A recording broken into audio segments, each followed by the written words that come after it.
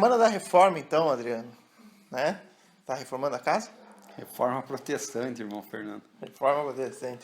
Essa semana que culmina agora dia 31 de outubro, né?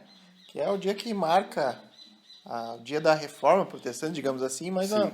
Reforma foi um processo mais longo, né? É o dia que Lutero fixou as suas 95 teses Certo. na capela de Wittenberg. Isso É isso mesmo. em 1517, né? Então, a semana para comemorar algo tão importante para a Igreja Evangélica do Brasil, e a Igreja Evangélica no Do geral, mundo, né? todas as igrejas protestantes, né? A gente vai gravar um top 5 aqui especial em relação a isso, né?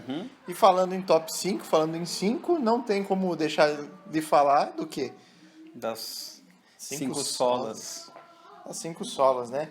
As 5 solas, na verdade, não é o que, né, o que aconteceu na reforma, o Conteúdo inteiro, conteúdo né? inteiro. Na verdade, é apenas uma síntese da teologia de Lutero, né? Daqueles pontos mais importantes que foram resgatados, né, a partir da reforma protestante. Então, o nosso top 5 de hoje é em relação aos 5 solas, né? Então, vamos começar no primeiro sola. Talvez o mais importante não, mas o mais que ficou mais famoso, mais divisor de águas, né? Que foi o Sola Escritura. Exatamente. Sola Escritura, né? O primeiro solo aqui da nossa lista. E é interessante a gente sempre destacar que parece que com o passar do tempo, quanto mais distante nós estamos de 1517, mais se faz necessário uma nova reforma, né?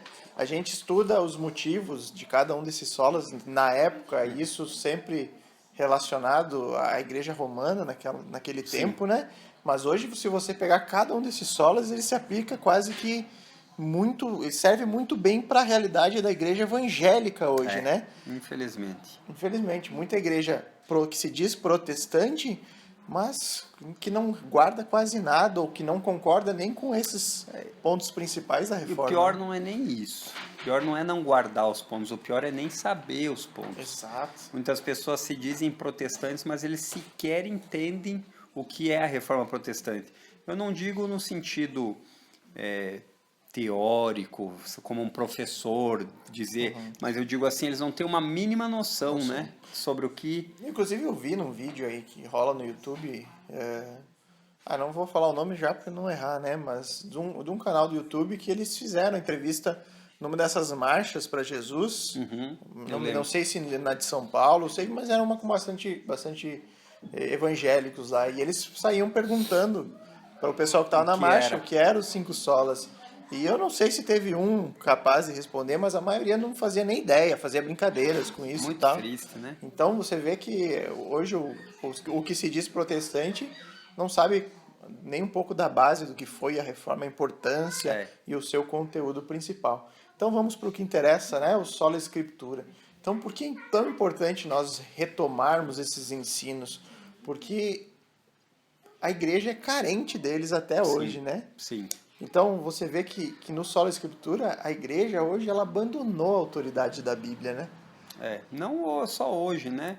Um ponto tão querido, tão importante para os reformadores, pós os reformadores, os puritanos, até chegar em nós, né? No nosso tempo, mas nós vemos como as pessoas têm se afastado dessa vertente histórica tão importante, esse caminho que os reformadores, que foi tão precioso, né, a ponto de, como não deu para fazer uma reforma dentro da própria Igreja Católica Romana, tiveram que fazer essa divisão. Então hoje nós vemos que a Escritura, ela, embora, se você perguntar para a igreja o que é a regra de conduta da sua igreja, o que vocês ensinam, as pessoas vão dizer é a Bíblia. Mas, de fato, a Bíblia não é autoridade final. A Bíblia não constrange a consciência das pessoas, né? A exposição das Escrituras. Então, existem muitas trocas, né? Ao invés de Bíblia, vamos acrescentar a cultura da época. Ao invés de Bíblia, vamos acrescentar um marketing poderoso.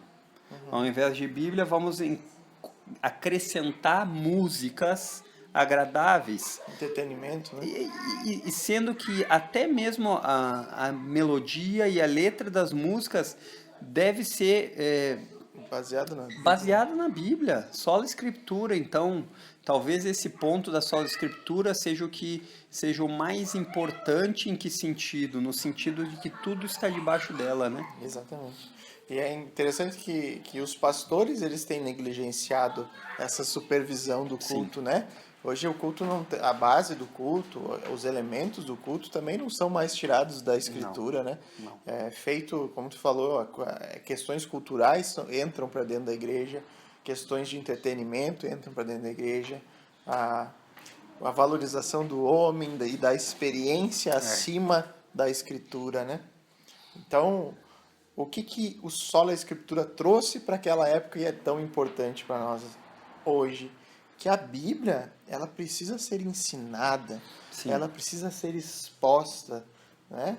As pregações têm que ser uma exposição da Bíblia, né? E não só uma exposição de pensamentos pessoais e opiniões próprias, né? E tudo aquilo que uma igreja faz deve ter por base a Escritura, né? Ela é como a própria... É a régua, né? A régua que mede, né? Então, ela tem que ser a norma prática de fé numa igreja, né? Então, esquecendo isso, a gente corre o risco de entrar em vários erros, né? Não autorizados por Deus. É o que temos visto, né? Tantas aberrações em meio evangélico, justamente por esquecer desse ponto fundamental de sola escritura. Exatamente. Nós vivemos uma época de muita experiência pessoal, né? E é bom que a gente fale que a obra do Espírito Santo na experiência pessoal, ela não pode ser desvinculada da Escritura, né? Ela tem que estar de acordo com a Escritura para que aquela experiência pessoal Seja você valizada. possa dizer que é validada, que vem da parte de Deus, né? A gente nunca conheceria a graça de Deus fora da Escritura. Então muita gente, né, tem aquele, principalmente no meio pentecostal, a ideia do Deus falou comigo, né? Deus, a história de trazer revelações da parte de Deus, mas que não tem base sólida, né? A base bíblica. Então, a sola escritura, ela reafirmou esse conceito, trouxe de volta que apenas a escritura é a regra, né? É a base para tudo. Verdade. E o curioso de tudo isso é que, em meio a um povo que diz que é um povo do livro, da Bíblia, além de não ser só a Bíblia a regra de fé, é um povo que não gosta de leitura, geralmente, né? A gente tem visto muito material para realmente edificar o povo, até mesmo sobre essa história da igreja, né? A história da igreja, o que foi a Reforma Protestante, enfim. Mas, sem sombra de dúvida, eu penso que nós temos que voltar a esse princípio básico da reforma. Talvez o ano de 2015 seja um ano que a igreja evangélica está precisando de uma reforma urgente, né? Tanto é um tema até de livro, né? O Renato Vargens escreveu recentemente, pouco tempo aí, um livro, Reforma Agora, né? Isso, a editora Fiel, né? Exatamente, é trazer de volta esse conceito para a igreja, né? Que as pregações sejam bíblicas, que as músicas no culto sejam com teologia bíblica, né? Que tudo nos induza e nos leve até a palavra de Deus. É uma frase que eu escutei do reverendo Augusto Nicodemos, que ele diz, né? Você quer escutar a voz de Deus audível? Abra sua Bíblia e leia em voz alta, né? Essa é a maneira de Deus falar conosco, né? Não existe outra forma, outra maneira, ou outro padrão. A experiência pessoal é válida, mas tem que ter a validade, tem que estar de acordo com a Escritura, né? O segundo solo que nós vamos tratar aqui é o solo Christus, né? E por que isso é importante nos dias de hoje? Porque, mais uma vez, a igreja ela tem abandonado a fé centrada em Cristo, né? A fé evangélica, ela se secularizou, né, Adriano? Infelizmente. Hoje nós vemos muito a substituição da verdade da Bíblia, falando sobre Cristo, pela intuição. Nós vemos muito da ideia de a fé em Cristo. Quando a gente fala em fé, se entende em confiança, uma confiança obediente em Cristo, sendo substituída pelo sentimento. Então são as coisas que a gente vê que o Cristo, muitas vezes, das igrejas, ele não é um Cristo que salva dos pecados, que é rei, que é senhor, que é soberano. Nós vemos muitas vezes um Cristo de bengalas, onde ele precisa da ajuda dos homens, onde ele está ali como um gênio da lâmpada, à disposição para dar prosperidade, para dar curas, e a mensagem do Evangelho de Cristo, ela é infelizmente Fica em segundo plano mais, né? Essa troca, a própria esperança, né, que a Bíblia nos dá, que é uma esperança duradoura, que Tiago fala na sua epístola, ela é trocada por uma gratificação imediata, né, algo que a pessoa busca pro agora, né? Então cai para prosperidade, cai para curas, né? a perda do valor absoluto, né? Exatamente. A ideia de que Cristo é Senhor, que Cristo é Salvador. Nós vivemos muito na época dos crentes carnal, né? Como se que isso existe, fosse né? possível, né? Então, Cristo é meu Salvador, mas ele não é meu Senhor. E um dos pontos que a reforma trouxe muito forte é exatamente essa, a divindade do Senhor Jesus, né? A sua soberania. A salvação ela é realizada unicamente, né, pela essa obra de Cristo na cruz, né? Por causa da sua vida sem pecado, por causa da expiação que só Ele pode proporcionar aos nossos pecados, para nossa justificação e reconciliação, né? Então, esse é o segundo sola da Reforma Protestante. O terceiro é o sola gratia, né? Certo. Esse também infelizmente, é extremamente mal compreendido, sobrepujado, né? Então, Na verdade, é o abandono da essência do Evangelho, né? Qual que é a essência? É a graça de Deus por nós, né? E houve essa abandono. quando você vê que existe um entendimento sinergista, né? Onde o homem coopera para a salvação, parte, né? tem parte na salvação, foge totalmente da reforma, né? Do princípio do sola gratia.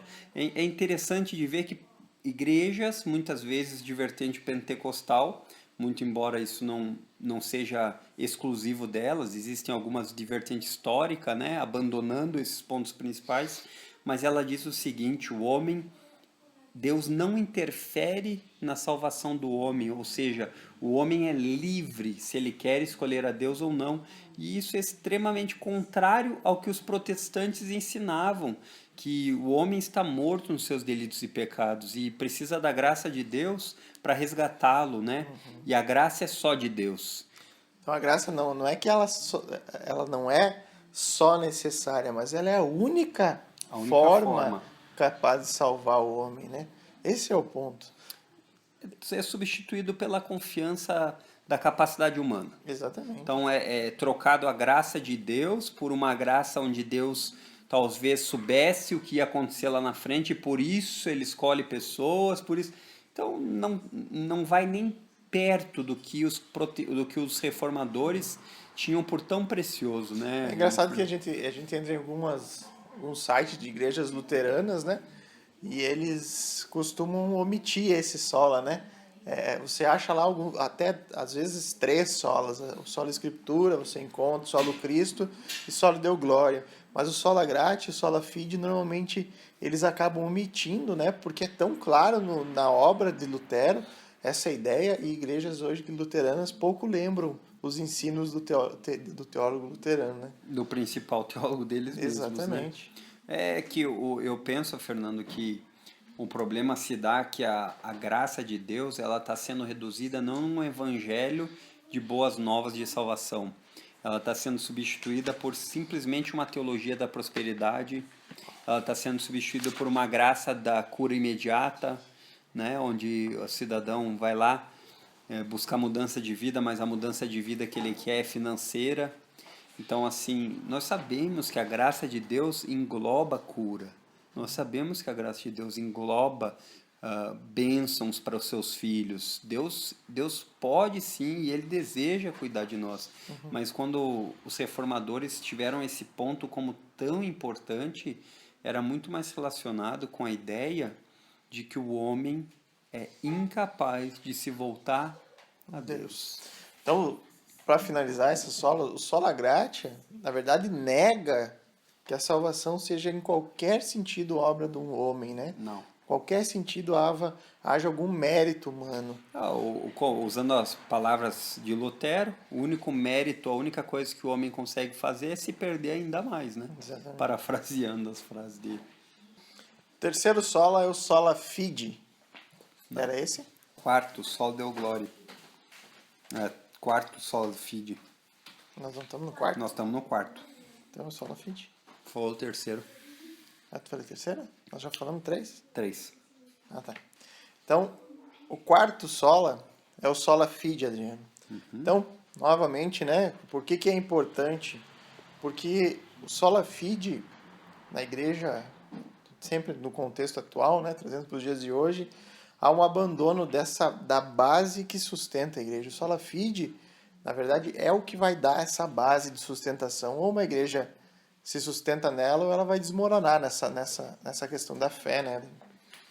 Sem dúvida. Mais uma vez, era um dos pontos fundamentais da teologia dos reformadores. Provavelmente esse era um dos pontos mais controversos com a Igreja Católica Romana, né? Porque muitas vezes o entendimento de que Cristo ele imputa uma justiça no homem e o homem se torna justo em um sentido de se tornar puro, né? E não com a ideia de que a fé em Cristo nos justifica. Então, existia uma confusão muito grande porque eles entendiam que não era simplesmente pela fé em Cristo, era pela fé e pelas obras também. Então, era quase como se você fosse por dois caminhos, né? Você confiar em Cristo talvez não fosse o suficiente, né? Era necessário, de uma maneira distorcida, ter boas obras. E hoje nós vemos o reflexo nítido disso na Igreja Católica, que é muitas vezes a ideia de que as pessoas, elas vão colocar numa balança que ela não é tão má e que lá no fim dos dias Deus vai trazer essa balança e vai pesar se ela é melhor ou pior e aí ela, né, vai ser salva. Então, isso é um absurdo para a Bíblia e um absurdo para os reformadores, né? Então, o sola fide da ideia de que a confiança em Cristo é a única maneira que somos salvos fez parte fundamental, né? E hoje na igreja evangélica, um braço da igreja evangélica hoje, digamos assim, ela muito se parece com a igreja católica na questão da fé, né? Eles conservam a ideia apenas da idolatria que pertence aos católicos, mas na questão da cooperação, o homem, diante da justificação proveniente unicamente de Deus, eles tentam encontrar um espaço para o homem participar dela, né? E na verdade o Evangelho declara aquilo que Deus fez por nós por meio de Cristo, né? Não é sobre o que nós podemos fazer para alcançar a Deus, né? É aquilo que Deus fez para nos proporcionar isso. Em alguma medida continua aquele senso de que nós podemos agradar a Deus de alguma forma, né? Então, é interessante ver como todos os pontos eles são extremamente interligados e um não funciona sem o outro, né? Mais ou menos como os 5 pontos do calvinismo, né? Então, um vai desembocando no outro. Então, se você tira a escritura, você acaba tirando a ideia de que é só Cristo. Se você tira só Cristo, você tira a ideia que é só pela graça. Se você compromete algum desses, a noção de fé, ela é totalmente comprometida, né?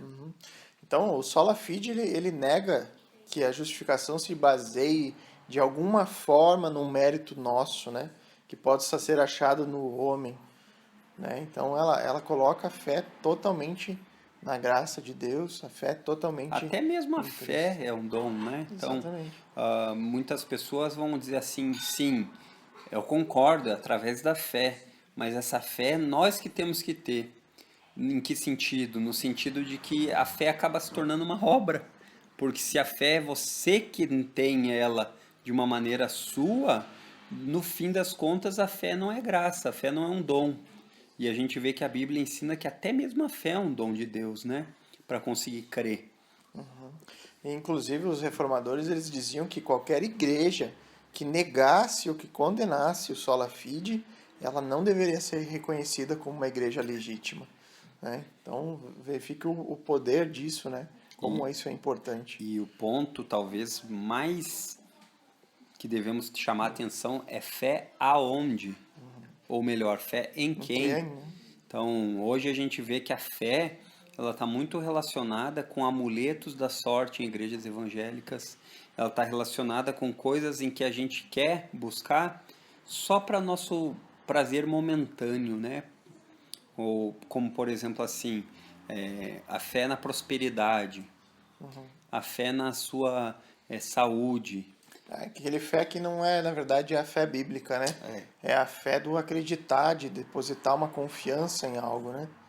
Mas é bem longe, né? A fé que a gente encontra nas escrituras, que a gente já comentou em outro vídeo, né? Palavras que perderam o significado. O quinto e último, então, solo é o solo e deu glória, né? Então, por que é tão importante a gente trazer isso de volta para os nossos dias? Porque nada mais claro para nós do que a igreja ter abandonado no culto a centralidade de Deus, né? Na verdade, é uma união de todos, né? Vai culminar nisso, né? É como uma casa com 5 pilares, ou um prédio com Começou 5 pilares. torto.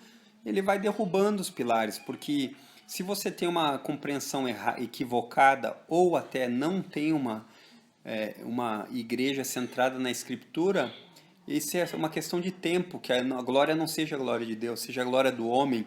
Então, quando você entra numa igreja, você vê se quem está sendo adorado é Deus ou o homem. Pode parecer chocante isso que a gente está falando, né? A glória de Deus, a glória do homem. Mas muitas igrejas que negariam isso de dizer não, que o culto é para Deus. Mas quando você de fato vê, o homem é muito mais valorizado do que Deus, né? É o centro da pregação, o homem é o centro das músicas, dos louvores. Né? Louvores. É só reparar a letra, cara. Como é difícil você encontrar uma música que realmente dê glórias a Deus, né? E essa é uma tarefa do pastor responsável por ver se é debaixo da autoridade da escritura, a letra da música, e aí você chega depois e presta atenção se é Cristo quem está sendo pregado ou é um entretenimento. Sabe, Fernando, que um dos problemas que hoje em dia a preocupação não é com o ensino bíblico, é com marketing. Então, uma igreja contrata empresa de marketing para crescer. Ao invés para crescer de número, né? Ao invés de ver se os membros são saudáveis, estão crescendo. E eu penso que não era muito diferente no tempo da Reforma Protestante. Esse era uma dos pontos que foram bem vinculados à Reforma Protestante. No entanto, com o aumento dessa tecnologia, com essa comunicação digital, hoje nós vemos pessoas achando que não precisam de igreja física, que elas podem ser cristãos apenas via internet. Claro que existem casos e casos, locais onde não existe uma igreja saudável, locais onde o crente é perseguido e morre, mas nós vemos que quando não houver pregação do Evangelho de Cristo, a gente pode dizer que essa igreja ela está totalmente fora desse ponto solo e deu glória. Exatamente. Então, o solo e deu glória, a gente parte do princípio de que como a salvação vem de Deus, é realizada por Deus, ela é também para a glória de Deus. E a gente deve glorificá-lo sempre, principalmente nos nossos cultos públicos, né? E não só ali, nós devemos viver a nossa vida inteira perante essa realidade de glorificar Deus com nossas vidas, né? Se a gente pegar na Confissão de Westminster, esse é o ponto que deveríamos buscar, né? Glorificar Deus com nossas vidas e desfrutar dele eternamente. Então, voltemos à Reforma Protestante, né? Urgente.